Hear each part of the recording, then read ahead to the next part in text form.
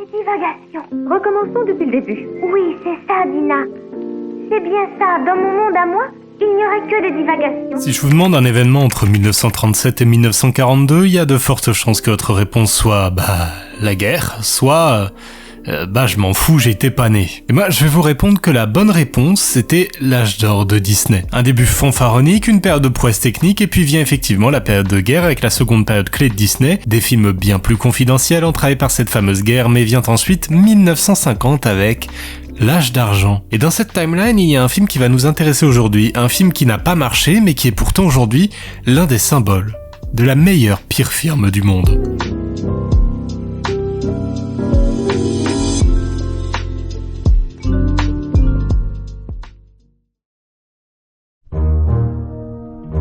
Alice au pays des merveilles, c'est vraiment pas du tout jeune, ça ne vient évidemment pas de Disney, jusque-là je ne vous apprends rien, puisqu'à la création d'Alice on retrouve Lewis Carroll. Et là, tous ceux familiers avec l'univers d'Alice au pays des merveilles et éloignés de ce fameux Lewis Carroll se demanderont comment on peut être plongé aussi profondément dans le non-sens. Et ça s'explique. Parce que Lewis Carroll, il est anglais, ça veut rien dire évidemment sur le non-sens, mais il est surtout professeur. Mais encore plus perturbant, il est professeur de logique. Et là, ça doit vous interpeller, mais en fait, ça fait sens, parce que s'il y a bien un truc imprévisible et qui ne fait pas franchement sens, c'est que Lewis Carroll, il aimait les enfants. Du moins, il aimait bien les enfants. Enfin, ça n'atténue pas la phrase. Bref, alors là, je vous passe les détails, mais le gros de l'histoire, c'est que Charles Dodson, de son vrai nom, c'est très compliqué à dire, était très lié aux trois filles du doyen dans l'école où il enseignait. Et donc, forcément, d'une certaine Alice Liddell. Et ce mec est tellement bizarre qu'il prendra cette fameuse Alice pour inspiration dans quasiment tout, au point de prendre des petites filles en photo, mais ça, c'est vraiment pas le domaine sur lequel j'ai envie de m'avancer. En bref, Lewis Carroll, il a pondu Alice au pays des merveilles, comme ça, en un après-midi, pour amuser une petite fille de 10 ans. Ouais, comme ça, je sais, ça donne une impression pas glorieuse du bonhomme et à juste titre, et pourtant, faut croire qu'en 1865, c'était quelque chose de très commun d'aimer les enfants. Je pourrais facilement faire une liste d'œuvres à l'origine sorties par des mecs bizarres. Mais passons. On arrive en 1930 et cette fois-ci en Amérique, puisque même si le film ne verra le jour qu'en 1951, c'est bien en 1930 que le projet prend forme. Initialement prévu en mélange de prise de vue réelle et d'animation, dans l'idée ça aurait pu donner un Roger Rabbit ou un Mary Poppins avant l'heure, basé sur les premiers pas de Walt, les Alice Comedies. Alors les Alice Comedies, c'est des courts-métrages démarrés en 1923 alors que le studio s'appelait encore Disney Brothers Studio, il n'y avait même pas le Walt dans le nom, qui utilise justement ce fameux mélange d'animation et de prise de vue réelle avec Alice, une vraie petite fille, et Julius le chat, la première mascotte de Disney bien avant Oswald et Mickey et qui ressemble étonnamment à d'autres chats. Sauf que, coup de pas de bol, entre-temps il y a la guerre, donc Walt met le projet en pause et décide finalement, au beau milieu des années 40, de reprendre la production, mais cette fois-ci en animation totale. On oublie la prise de vue réelle. Et comme un classique Disney reste un classique Disney, Walt ne supervise que très peu le film, parce qu'étonnamment, ça plaît pas beaucoup à Walt. Il aime pas trop Alice. Alors que le projet lui tenait à cœur depuis les années 30, au point de le mettre un peu partout. Mais du coup, ça fait quand même beaucoup de contexte alors qu'on sait pas ce que c'est Alice. Comme tout bon Disney de cette période, ça commence avec des cartons. Beaucoup de cartons. Pour atterrir en plein jardin anglais avec Alice, sa sœur et son chat, visiblement en pleine leçon de primaire, qui a l'air de bien enquiquiner Alice qui se met à divaguer. Pas moi qui le dis, c'est elle. Elle divague tellement qu'elle voudrait en faire tout un monde complet. Encore une fois, c'est pas moi qui le dis, c'est elle. Elle pousse la chansonnette, et parce que c'est un Disney, c'est seulement au bout de 3 minutes, c'est un record, que la première bizarrerie apparaît. À savoir... le fameux lapin blanc. Sur son 31, avec son parapluie et sa montre à gousset, visiblement très pressé, et qui, lui aussi, pousse une chansonnette, heureusement bien plus courte. Et donc, comme a priori, le premier réflexe quand on voit un truc totalement absurde, c'est de foncer dedans, Alice s'empresse de foncer dans le terrier du lapin, en prenant bien soin de se dire à voix haute tout ce qu'il ne faut pas faire. Nous ne devrions pas faire ça. Ce n'est pas correct. Ouais, c'est pas très malin, puisqu'elle-même, elle prend pas le temps de s'écouter. S'ensuit une séquence remplie de délires visuels, entremêlant couleurs qui se mettent à péter un câble, des reflets qui tiennent pas la route ou la gravité qui ne fait plus sens, et avec tout ça, Alice arrive, comme le dit si bien le titre, au pays des merveilles, comme le montre si bien cette animation remplie de continuité et de chevauchement. Non, c'est vraiment super beau. Et c'est à partir de là que le film commence à plus ou moins se découper en chapitres bien distincts. C'est assez bête, mais si vous changez les scènes d'Alice au pays des merveilles, sauf l'intro et la conclusion, ça n'a quasiment aucun impact. Si le chapitre 1 c'est celui de l'arrivée dans le pays des merveilles, le deuxième ce serait sûrement la première grosse galère d'Alice. Une porte trop petite pour elle avec un bouton de porte qui lui explique une des premières règles. Ici, tout est bizarre. Et comme à son habitude, Alice va se donner moult conseils qu'elle ne va évidemment pas suivre et finira par boire de un truc, et elle sait même pas ce que c'est, qui va la faire rapetisser. Sauf que problème, la porte est fermée à clé, elle n'a pas de clé, et elle est maintenant trop petite, donc solution, il faut grandir en mangeant. C'est pas une solution instinctive. Alice mange, devient beaucoup trop grande pour la porte, se met à pleurer ce qui inonde la pièce, reprend une gorgée de trucs bizarres là, et finit par passer la porte puisque ses larmes ont inondé la pièce. Et ça lui permet de passer par le trou de la serrure. Ouais. Tout ce schéma-là, c'est globalement la structure d'un chapitre du film pendant une bonne partie de ce dit film, avec des gags visuels et des dialogues plus étranges les uns que les autres, qui vont crescendo. La partie du dodo, c'est tout bêtement un serpent qui se mord la queue, tout le monde est trempé, il se sèche autour du feu, mais dans l'eau, et personne s'en rend compte, sauf Alice. La partie de Tweedledee et Tweedledum, c'est une chanson sur le charpentier et le morse, faut pas déconner, faut accélérer le film, qui ont fait une partie un peu...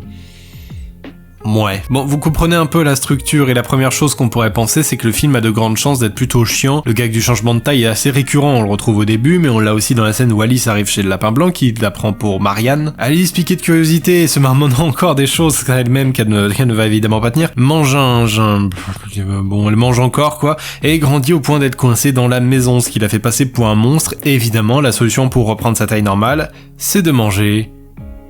autre chose. On utilise encore une fois ce même gag juste après le passage le plus agressif du film, celui où Alice se fait bully par des fleurs, là. C'est horrible, ces fleurs. Et elle mange un bout de champignon, et elle devient tellement grande qu'elle dépasse la forêt, et on l'utilise encore une fois à la toute fin, pendant le procès d'Alice. Et vous savez quoi ? C'est génial. C'est génial parce qu'en ce moment-là, c'est à chaque fois un point de repère. On est bloqué, hop, le gag, mais gag utile. Ça sort de toutes les situations sans être automatique, c'est surtout entrecoupé de plein de moments encore plus idiots. Allez au hasard, la scène la plus connue du film avec probablement l'un des personnages les plus connus de Disney, Alice est perdue dans les bois.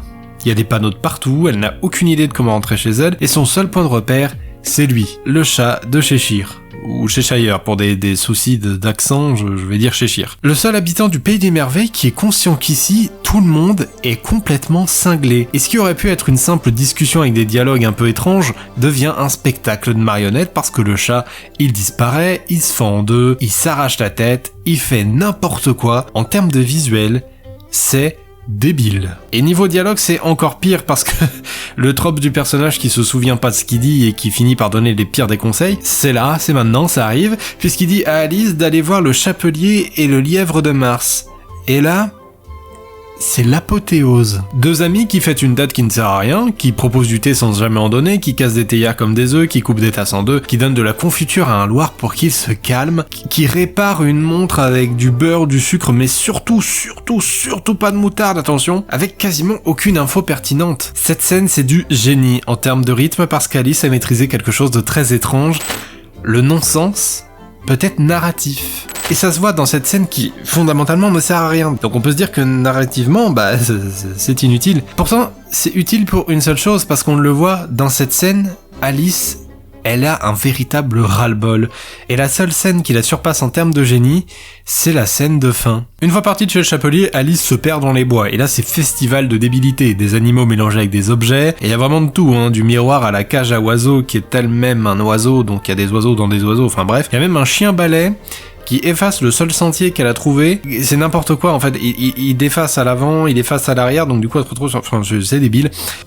Et après une chanson sur les regrets et le fait de ne pas s'écouter, tiens, étonnant, Alice, le chat l'amène vers le dernier chapitre, le château de la Reine de Cœur. Alors, vous connaissez tous le personnage, le on lui coupe la tête et l'histoire des roses en rouge, donc rapide résumé. La Reine de Cœur, c'est tout bêtement le cliché des adultes. On doit lui obéir sous peine de punition, elle représente l'autorité, n'accepte que les bonnes manières et le langage soutenu, c'est assez explicite. Mais comme c'est aussi étrangement la seule adulte responsable du coin, c'est la seule porte de sortie pour Alice, qui ne va pas manquer de bien se faire remarquer à cause de Cheshire, ce qui va engendrer le fameux procès. Et là, c'est un peu une fin de tuto. Toutes les absurdités qu'on a vues sont condensées dans cette scène. Le loir qui a peur du chat, le lièvre qui empêche tout le monde de prendre du thé, Alice qui change constamment de taille et qui, encore une fois, n'écoute pas ses propres conseils, et un rapide retour vers toute la plupart des environnements qu'on a déjà visités. Tout ça, vous le prenez, vous rajoutez un rythme apocalyptique et des idées visuelles presque exceptionnelles. Les cartes qui s'emballent dans tous les sens pour renforcer cet aspect chaotique, les chemins qui ne veulent rien dire, genre là il y a 3 fils de cartes, une seule porte,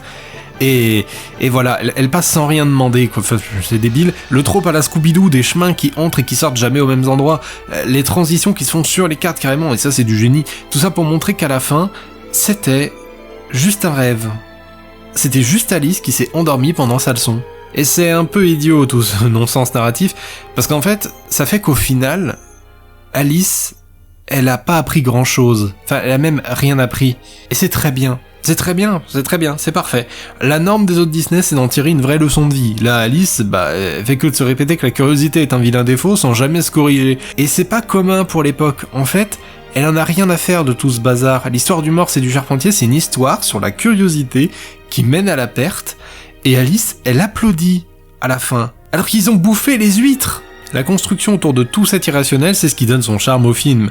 Alors, qu'il suit à peine l'histoire de Carol, ça je suis d'accord, mais ce qui fait que le film est aussi exceptionnel, c'est parce que visuellement, c'est sublime. Alice, elle est toujours en train de bouger, quand je vous parlais de continuité de chevauchement au début, c'est lié au principe de l'animation que j'ai déjà pas mal de fois évoqué, et ce principe-là rend le film somptueux visuellement. Le principe tout bête, le follow-through, ou continuité du coup, c'est simplement une extension du coup du personnage qui va suivre l'inertie du corps principal, avec un décalage dans le temps évidemment. Ici c'est la robe et les cheveux d'Alice, ou la veste du lapin. Pareil pour l'overlap ou le chevauchement, c'est le même principe qu'un balancier, le mouvement va légèrement continuer pour ne pas se stopper mécaniquement. Et il y a énormément de choses qui font que l'animation renforce ce côté très loufoque. Le dernier principe, le charisme, c'est respecté pour énormément de personnages, notamment la reine. Elle est très différente des adultes qu'Alice connaît, notamment sa sœur, et ça la rend impressionnante. Vous prenez les autres personnages, ils sont tout petits, le roi il est tout petit, le chapelier il fait la taille d'Alice quoi. Et la reine elle est immense. Et du coup ça la rend vachement impressionnante. Où il y a le 10e principe, l'exagération, qui fait que certains personnages sont très cartoonesques, alors qu'Alice ne donnera jamais l'impression d'être sortie d'un Tex-Avery, contrairement au chat par exemple. Et même si tout ça semble n'être qu'une suite de comiques et ne porter finalement aucun message moralisateur, Alice au Pays des Merveilles, ça reste tout de même l'un des piliers de Disney, mais surtout l'un des piliers de l'animation.